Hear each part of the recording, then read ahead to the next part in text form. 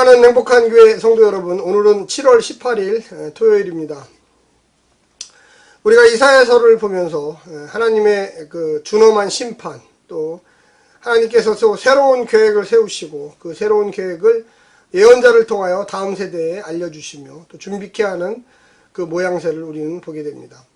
하나님께서 기회를 많이 주시지만 또 인간이 악하여 계속 범죄하면 새로운 물줄기를 타서 새로운 사람들에게 비전과 꿈을 주시는 우리는 모양새를 오늘 볼 수가 있습니다.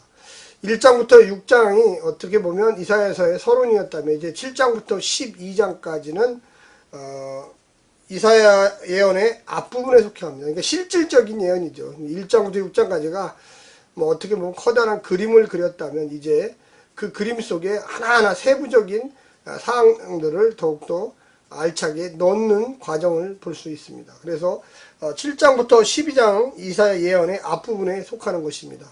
먼저 오늘 우리 본문 7장 1절부터 9절까지를 성우들이 읽어주는 이야기를 듣고 다시 오겠습니다.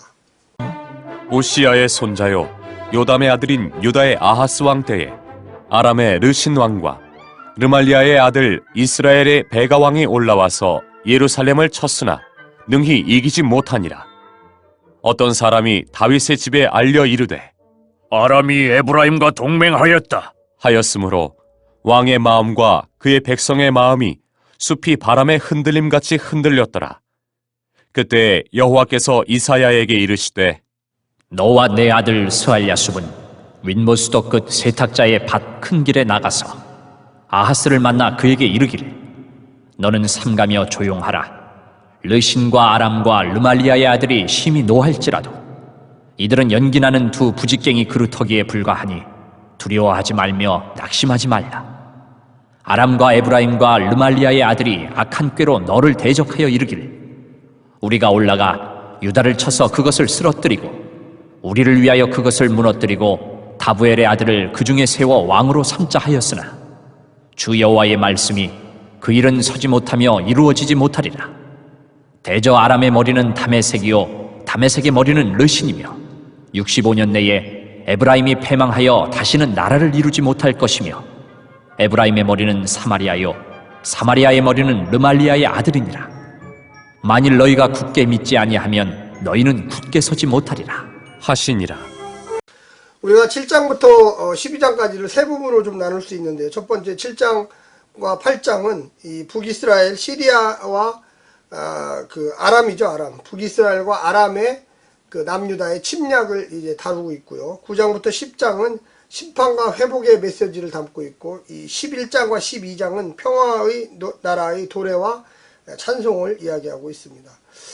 우리가 보통 결론서에서 했지만 이사야서를 66장 중에 1장부터 39장까지는 이 BC 8세기에 이사야가 직접 예언한 것으로 보는 학자들이 많이 있습니다. 그러나 40장부터 66장까지는 BC 6세기, 어떻게 보면 이제 그 남유다가 바벨론에 의해서 멸망하고 바벨론 포로로 갔다가 돌아오는 과정, 또한 돌아온 이후의 과정에 대해서 이야기하고 있습니다. 특별히 우리가 8월 말까지 1장부터 39장까지를 이 전반부를 다 하려고 지금 생각하고 있습니다. 특별히 그 중에 이제 앞부분, 이사야 예언의 가장 앞부분에 해당하는 7장부터 12장까지의 본문 중에 오늘 이제 시작하는 내용을 담고 있습니다. 그 중에 좀 역사를 좀 알아야 되는데 핵심은 누구냐면 이 북이스라엘 베가라는 사람의 왕이죠. 왕의 이름이고 그 다음에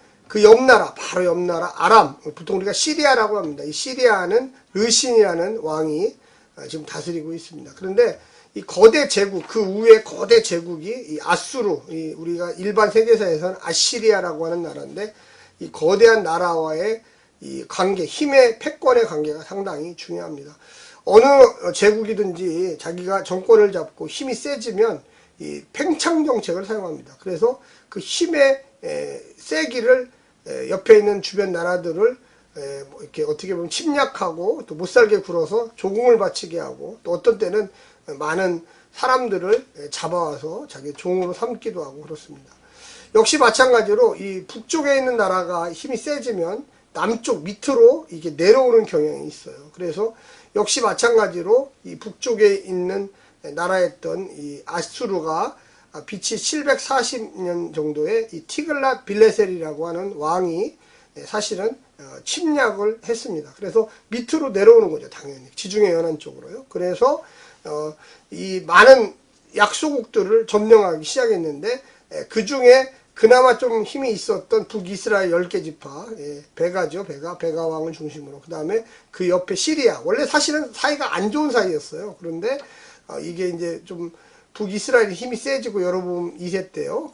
그러면서 뭔가 조금 안 좋았는데, 무역을 하면서 좋아지고, 또 거대한 제국이 이제 들어서니까 혹시 그 나라에게 이 거대한 제국의 나라를 빼앗길까봐 연합군을 조성했습니다. 그래서 이 시리아 이스라엘 연합군, 이 아람 똑같은 나라죠. 아람 이스라엘 연합군이 조성됐고, 그 바로 밑에 이제 남유다가 존재하는데, 이때 왕은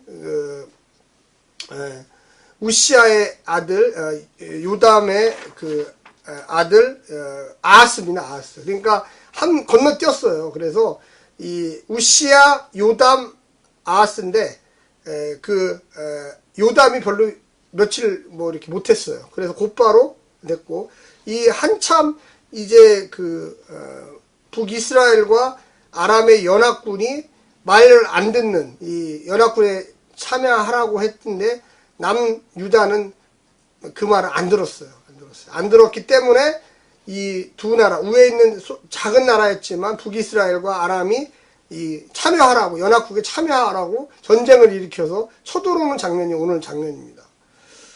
그래서 이제 우시아가 죽은 지 한 8년 정도가 지났어요. 그래서 BC 733년, 우시아가 BC 740년에 죽었거든요. 그래서 한 7, 8년 돼서 요때 분위기가 바로 이제 우시아의 손자 아하스가 이 남유다를 통치하고 있을 때 이사야가 예언하는 장면이 나오는 거예요. 그래서 오늘 본문에 보게 되면 어디서 예언을 하냐면, 야, 하나님이 계시를 줬어요. 야, 이사야야, 빨리 북이스라엘과 아람이 쳐들어온다고 벌벌 떨고 있는 그 아하스 왕에게 가서 예언을 해라. 근데 너의 아들 수알 야숲도 데리고 가라. 그래서 어디냐면 빨래터다, 빨래터. 그래서 빨래터라는 건 빨래하는 곳이죠. 물에 이제 헹구고 막 하는 데잖아요. 거기 아하스 왕이 있으니까 그에게 가서 예언을 해라. 이렇게 이야기한 거죠. 그래서 이 자기 아들 수알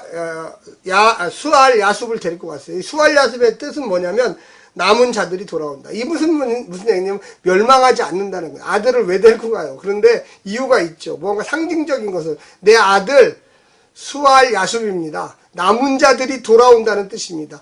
아하스 왕이여, 걱정하지 마십시오. 하나님이 이 시기에는 멸망시키지 않겠다고 했습니다. 이런 얘기를 지금 하고 있는 거예요. 그래서 거기에 보면 이렇게 이야기합니다. 4절에 보게 되면 이런 이야기가 나와요.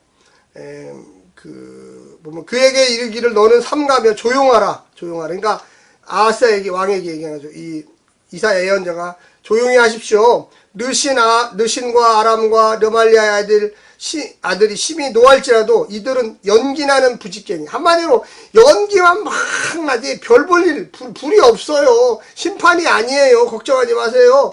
구루터기에 불과하니 두려워하지 말며 낙심하지 말라.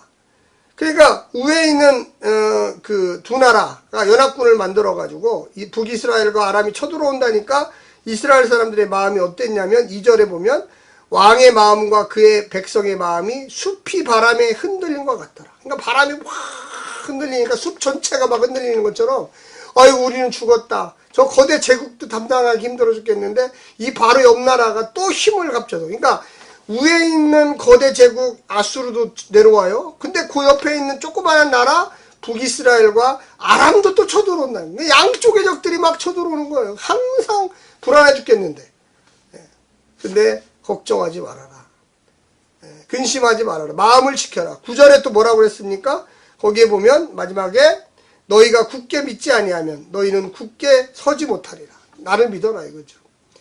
내가 이사야를 통해서 너희에게 예언하지만 멸망하지 않는다. 그때는 아직 아니다. 그때는. 그래서 우리의 삶이 보게 되면 이 7장 전체에 그 아까도 얘기했지만 거대 제국 아시리아, 아수르, 그 바로 밑에 있는 나라 이 시리아 아람과 북이스라엘, 그 남유다. 아유 참 힘들어요. 위에 있는 이 아시리아들은 점점 내려오면서 작은 나라들을 다 집어먹었어요. 바로 지금 국경을 맞대고 있는 아람과 이 북이스라엘은 또 연합군을 만들어서 남유다를 쳐들어온다는 거죠. 왜 그렇습니까? 같이 힘을 합쳐가지고 저 거대 제국 이 아수르를 막아보자 했는데 아무리 생각해도 막을 수가 없어요. 그래서 이 아하스는 친 아수르 정책. 야, 너희 우리끼리 이렇게 작은 나라끼리 몇 개 모인다고 우리가 살 수가 없어. 야, 우리가 왜 내가 너희를 연합군에 참여해서 그 거대한 제국 아수르하고 싸우냐? 그건 옳지 않아. 근데 이게 맞았어요. 지금 현재는 맞았어요. 이 이사야가 그래서 이들에게 참여하지 말라고, 가만히 있으라고, 믿고 두려워하지 말라고 얘기했던 것입니다. 4절에 보면 정신 바짝 차리고 두려워하지 말거나 겁내지 말라. 그 작은 나라 두 개가 연합군 만들어서 너를 침범한다고? 아니, 내가 막아줄게. 나는 저 위에 있는 아시리아도 막아줄 수 있다. 나중에 이제 결과적으로 보면 이 아하스 왕이, 남유다의 아하스 왕이 저 북쪽에 있는 이 친아수르하고 정책을 펴면서 하지 말아야 될 짓을 해요. 너무 거기 또 의지를 합니다. 너무 의지를 해요. 그래가지고 성전에 있는 하나님께 예배드릴 때 쓰는 많은 그 문들을 그들의 사신한테 다 보여주고 나중에 그걸 다 수레에 실어갖고 믿는 척하면서 다 조공으로 바쳐버렸어요. 하나님을 믿는 게 아니라 결과적으로 아수르를 믿었던 거죠. 우리의 삶이 정말 입으로는 하나님 믿습니다 해놓고 겉으로는 전혀 저는 다른 행동을 해요. 근데 지금 현재는 그나마 오늘 본문에서는 그러한 행동을 하지 않았던 것이죠. 사랑하는 성도 여러분, 우리가 이 땅을 살아가면서 참 어려운 일들, 큰 어려운 일도 오고 작은 어려운 일도 와요. 근데 우리의 중심을 지켜야 돼요. 아직 몰라요. 하나님이 어떻게 하실지. 막 그냥 숲 전체가 바람에 막 흔들리는 그러한 믿음 가지고는 아무것도 할 수 없어요. 큰 믿음이든 큰 시험이든 작은 믿음이든 작은 시련이든 항상 흔들리지 않고 주님 의지하면서 말씀 의지하면서 주여 나와 함께 하소서 이렇게 기도하시기를 간절히 부탁드립니다. 샬롬.